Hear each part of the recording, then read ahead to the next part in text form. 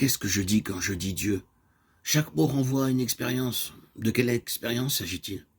Est-ce l'expérience d'Abraham, de Moïse, de Jésus?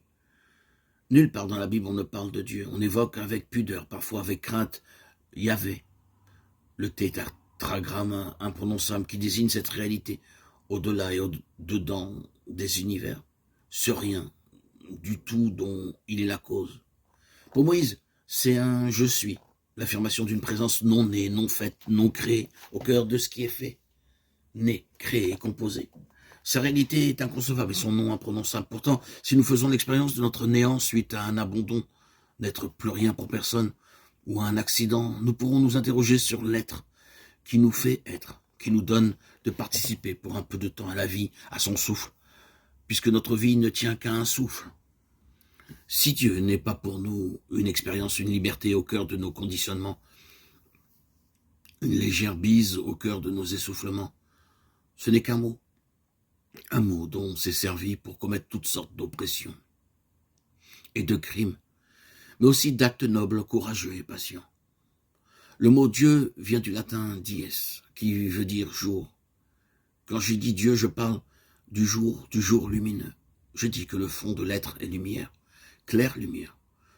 Surenchériront les bouddhistes. La lumière, c'est ce qui ne se voit pas et ce qui nous permet de voir. Plus la lumière est pure, plus elle est transparente. Moins on la voit. Comme on ne voit la lumière que par un temps de brouillard, on ne voit Dieu que par tant de confusion mentale et d'idolâtrie.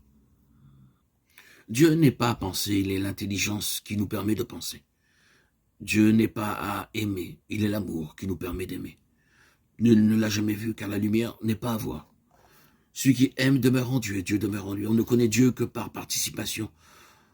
En étant, on participe à l'être, Yahweh. En étant intelligent, on participe à l'être qui est intelligence. À l'information créatrice, logos. En aimant, on participe à l'être qui est amour, non conditionné, l'agapé. Dieu n'existe pas, il est. Si Dieu existait comme tout ce qui existe, il lui faudrait un jour ne plus exister. Ainsi, tous les dieux investis par nos adorations aveugles d'existence sont des idoles. Le vrai Dieu n'existe pas et toute appropriation du vrai est une fabrique d'idoles, parfois mortifères et dangereuses. Mon Dieu n'est pas ton Dieu, et au nom de ce Dieu qu'on a, tous les crimes sont permis. Si Dieu existe, tous les crimes sont permis, et c'est bien ce qui se passe. Si on ne les commettait pas au nom de Dieu, certains crimes ne seraient pas possibles. L'homme ne suffirait pas à inspirer cela à l'homme, autant d'horreurs, de charniers et de meurtres d'innocents. Heureusement, Dieu n'existe pas, tout le reste existe. Dieu seul n'existe pas, comme la lumière qui n'est pas une chose parmi les choses, comme l'être qui n'est pas un être parmi les êtres existants, comme l'amour qui n'est pas un amour parmi nos amours. Ce Dieu-là résiste à se faire objet de notre désir. Je ne peux pas croire à un Dieu qui serait compréhensible. Mais alors, comment désirer un être non désirable ou qui échappe sans cesse aux étreintes affectives, intellectuelles et croyantes de nos amours? Comment prier un Dieu qui n'existe pas? Comment entretenir une relation avec rien? Dieu ne devient-il pas une abstraction, l'irréel par excellence plutôt que le transréel? N'est-il pas trop autre, tout autre? Jacques Prévert disait « Notre Père qui est aux cieux, restez-y ».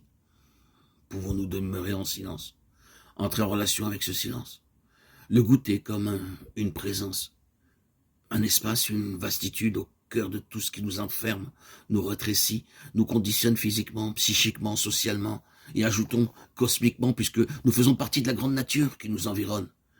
Le vide n'est pas à faire, il est toujours là, qu'on ne le remplit pas avec des riens.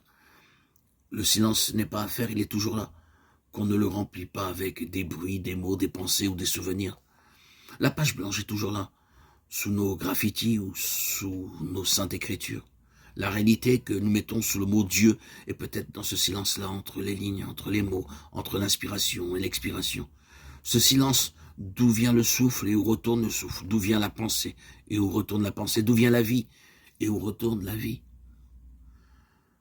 N'est-ce pas ce silence-là que Jésus appelait son Père et notre Père, la source de son être, de sa pensée, de sa parole et de son agir, le lieu d'où jaillissent l'être, la pensée, la parole et l'acte juste, l'acte humain, créé, ajusté à sa source divine, incréé, un désir humain, très humain, et pourtant accordé au désir même de la grande vie, en nous, une prière.